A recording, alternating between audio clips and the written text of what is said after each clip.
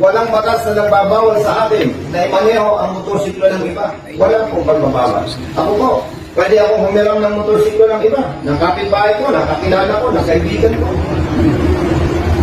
Yung motorsiklo ko po, pwede ko rin ipagamit sa iba.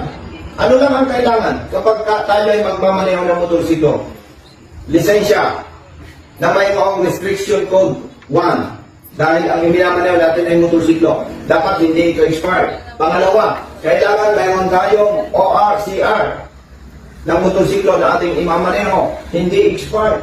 Pangatlo, dapat marunong tayong sumunod sa batas at mga ordinansa. Yun lamang po ang napakahalaga kapag tayo ay magmamaneho ng motorsiklo.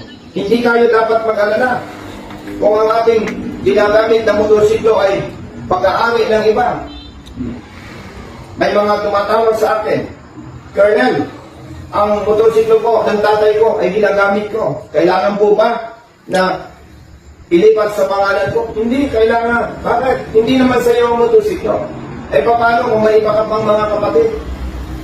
Mainggit. Pagsisimulang pa yan ng away at hindi pagkakaunawaan. Bakit ililipat mo sa pangalan mo? Hindi naman iniuutos ng batas.